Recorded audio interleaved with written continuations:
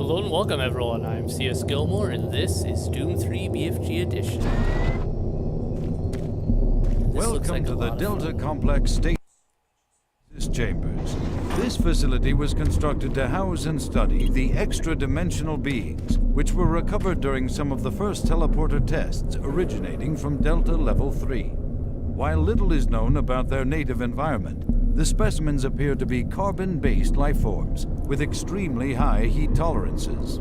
The epidermal tissue is extremely resilient to abrasion or incision, which is complicated internal studies. Observational studies have shown incredible strength and agility, as well as the ability for some specimens to manifest and control cohesive plasma masses. The method by which these plasma masses are created is yet unknown. It is believed that the specimens possess a rudimentary intelligence and social structure, as was demonstrated during the first tragic expeditions through the portal. While the cost in human life has been great in acquiring these specimens, we hope to one day complete genomic mapping and begin to answer the many questions we have about these entities. Interesting. I don't usually sit and watch those videos, but I thought that would be worth it. Because this could be the interesting stuff. PDA. Welcome to the Delta Complex Stasis Chambers. This facility was constructed to house and study the extra-dimensional beings, which were recovered during some of the first teleporter tests originating from Delta Level 3.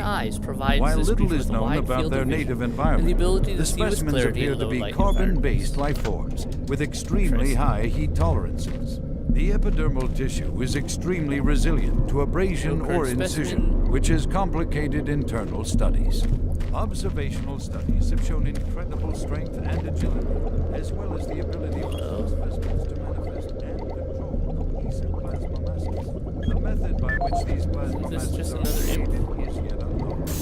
It is believed that the specimens possess a rudimentary intelligence and social structure, as was demonstrated during the first tragic expeditions through the portal. Impartial. Okay.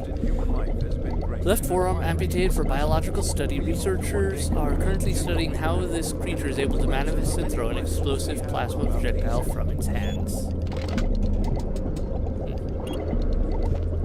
You know, I'm just gonna collect all these and then we'll work on it.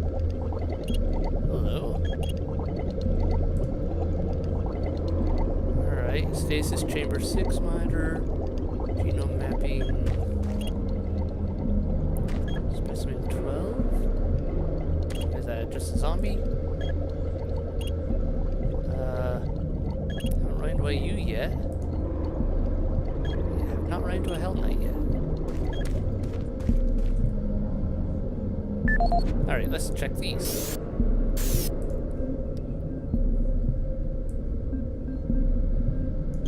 Revenant, the rocket launcher types. This creature's endoskeleton is visible through a translucent, non-solid skin. Despite the absence of any visible muscles, this creature is able to strike at close-range targets with enormous strength. Two shoulder-mounted cannons controlled by its nervous system allow this creature to fire guided rocket-propelled missiles. Alright. Living Dead, partial. Able to function without recognizable brain activity, this creature has little regard for self-preservation. Though slow-moving, its behavior is aggressive and tenacious. Hell Knight, partial. The cranial mass of this bipedal specimen indicates that it is one of the largest creatures inhabiting the site. Overpowering its prey with sheer might, the Hell Knight is one of the most ferocious predators known to our researchers. Like the Imp, this creature is able to defend itself at long range with thrown plasma projectiles. Cool. So that's its spine.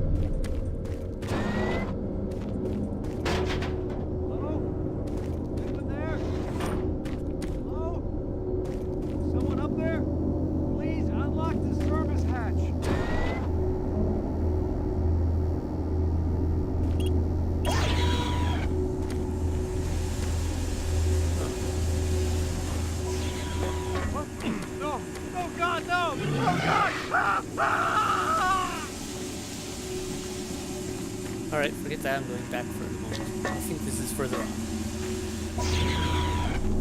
But I want to get a little more look around in this area, real quick.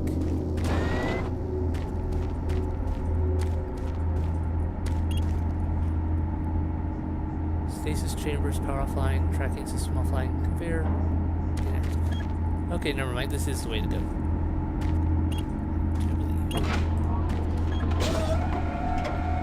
Activate the conveyor. Yeah, that's going to provide me with light as I travel through there. What about over here then? Find alternate path for access to the second floor. Ah, okay. So that's what I need to do. First, let's go in here. Since that appears to have been done.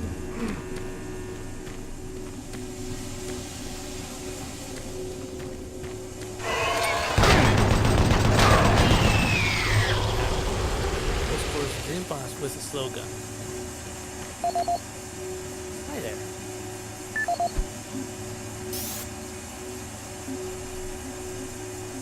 Audio log. We have recently changed the code on the storage locker near the stasis transfer control to 371. Please be sure to annotate this on security report. Okay. Mr. Stemmons, we are aware of the power problems in your area. Presently, we are dealing with several power issues throughout the entire Delta complex. It would be a great help if you would check some of the circuit breaker boxes in Maintenance 04 to determine if it is simply a breaker issue. Please file a report from the help desk, and we will be out to your department as soon as possible. Power has been fluctuating all week in the specimen transfer area. These conditions make it extremely frustrating to work. Can you please send someone down here to check on the situation? Well, at least I've got code.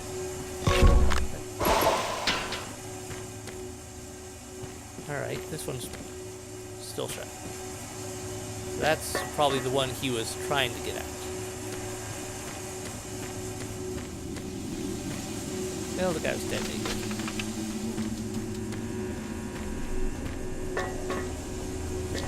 Alright, now that we've done that.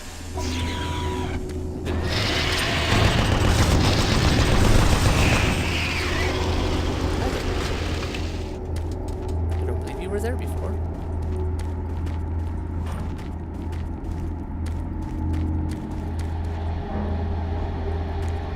Alright. So now we get to follow this along. I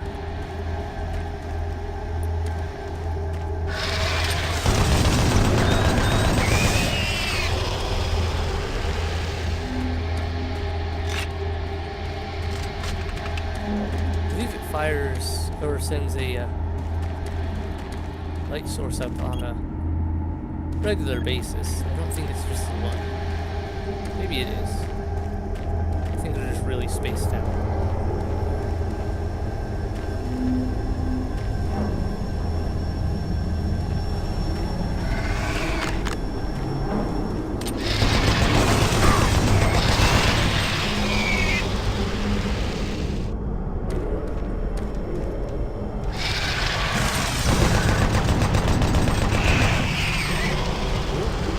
Yep, there's one.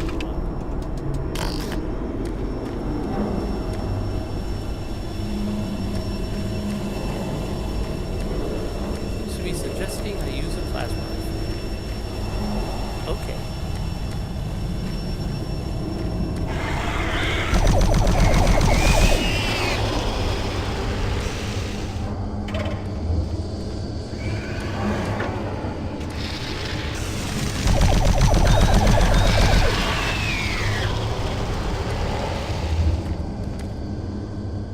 Low ammo.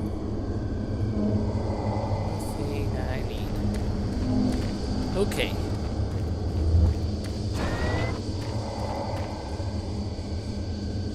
So this would be that one that I just got the code for. 371.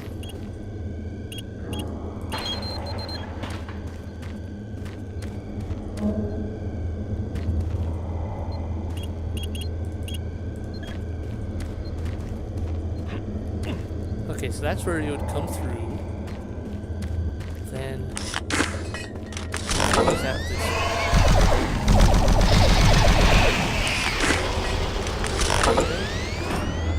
I was hoping to fire that off and then pick it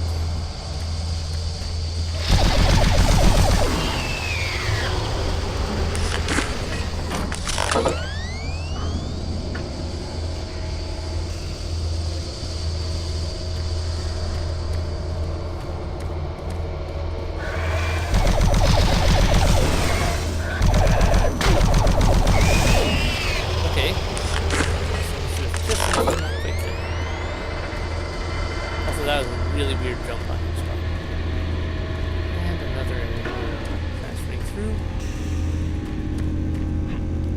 I think that's the end of it for me following it.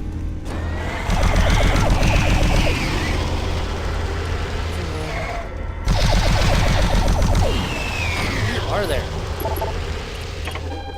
And now we're on the other side. Good. Okay. Let's try the research, the specimen lab video. Welcome to the Delta Specimen Stasis Museum. Okay, cool. Where are we going now?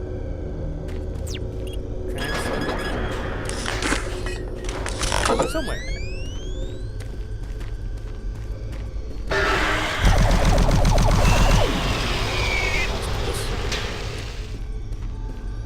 I think these shots slow them down mid-air.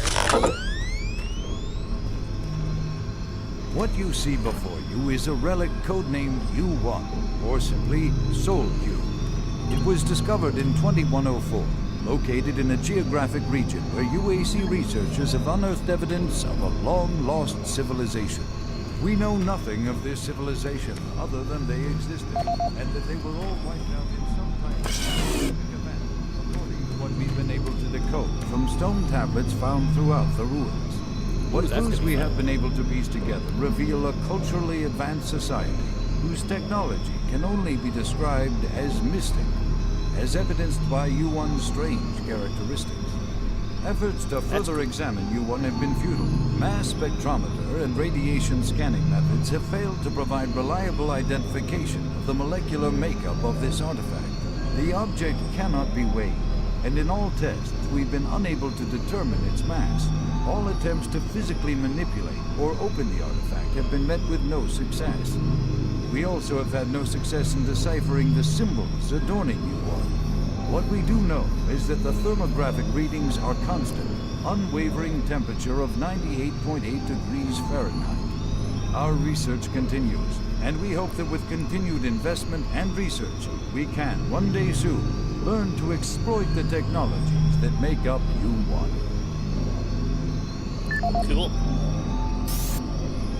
Alright. This is the audio log of Research Director Larry Bowman, October 19th, 2145.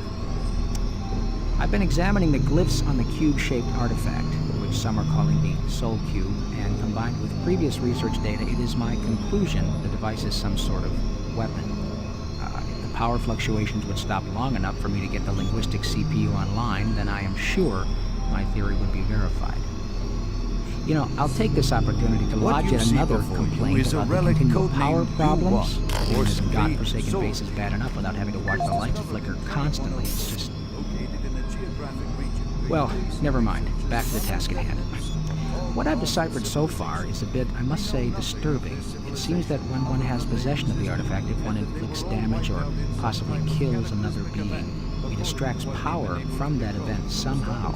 Now, once a certain threshold has been reached, the artifact has the ability to kill anything you attack with it. How you attack with it, I'm frankly not certain, indicating that the artifact is autonomous in some way. To date, I've only deciphered about 2/3, give or take, of the markings, but my initial glance at the rest of them indicates it harbors some far greater power. As you know, at this time we have not seen any reaction from the cube, and it has withstood any scanning, abrasion, or other test beyond picking it up and examining it. I suspect that just like the civilization that constructed it, its capabilities are diminished to the point of being useful only as a paper. End of log. This is interesting. This is from Martian Buddy, but it seems to be right on the mark. Something about his boss being dangerous, who seems to be Malcolm Kruger, hiding and keeping the fact that this thing is a weapon.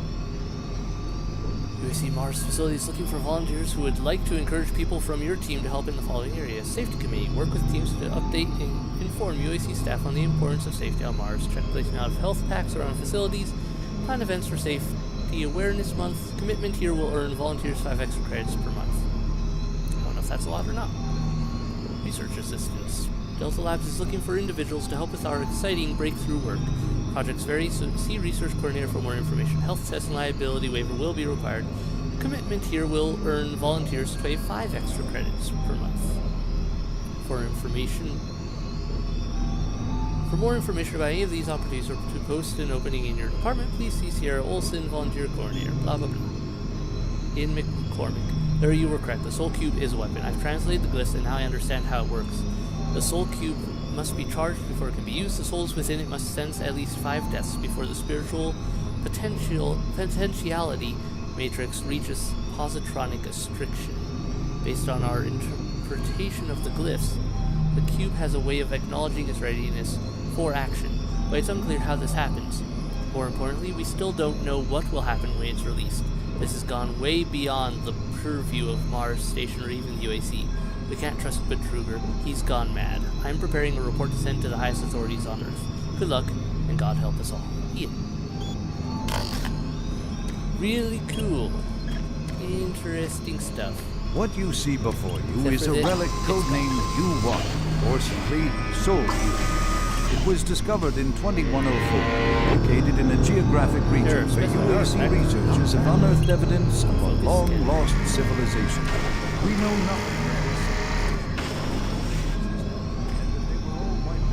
317.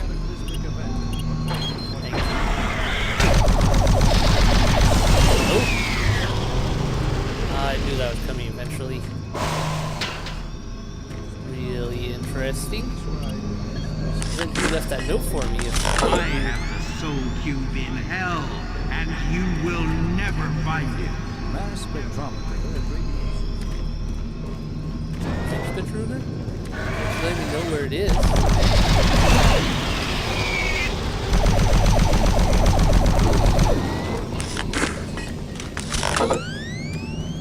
Betruger's such a nice guy. He tells me all his plans without my even having to threaten him.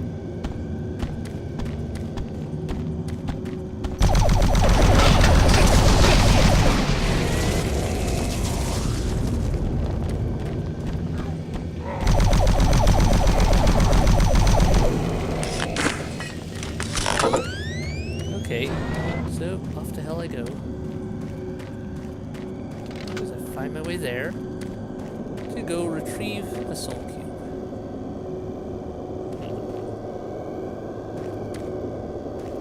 Elizabeth McNeil.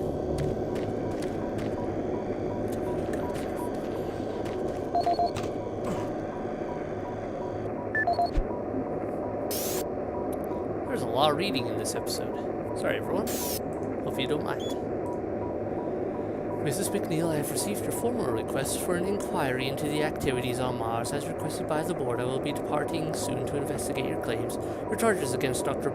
Malcolm Betruger are being taken very seriously. As you may already know, the UAC has a matter of policy. As a matter of policy, will not acknowledge or comment on questions or statements advanced by the press based on rumor or hearsay. I have been asked to explain that you are not to discuss this situation with anyone outside of our legal department. Thank you. Elliot Swan, UAC Executive Council.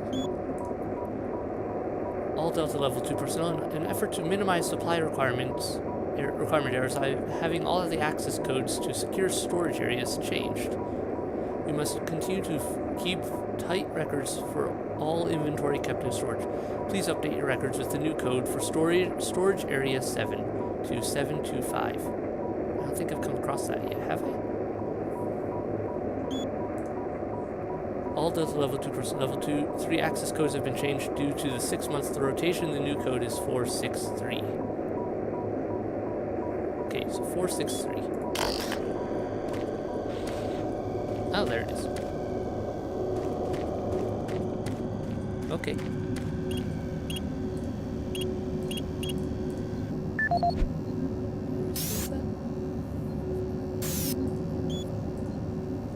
Four, 6, 3, 7, 2, 5. Let's try that.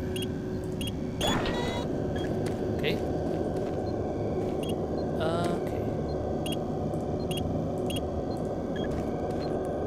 Alright, I have to look up that code real quick. 1 second. Doom 3 locker codes.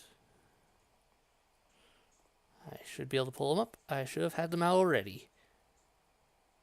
Doom 3 locker codes. Please and thank you. Okay. Pull up the wiki.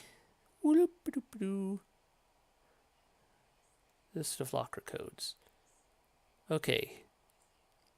Where's the Martian Buddy ones? Alpha, Delta, Delta, Delta. Here we go. 0508. So same as last one, I believe. 0508. A BFG? Who is Martian Buddy? And what? How do they have access to this stuff? Because that's not normal. Oh, it's this area that I need the 463. There we go.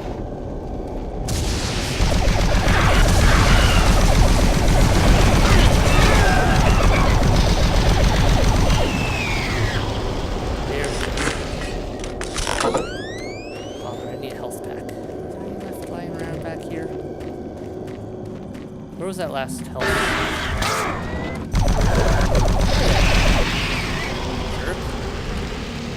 Looking for a health station, not you.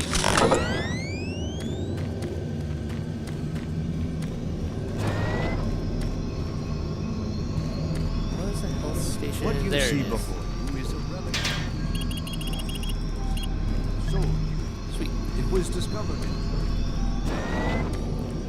That's a lot of good stuff. I still haven't used the BFG either. I should give that a test run sometime. Ah, I forgot there was a lot. There was one right in here too.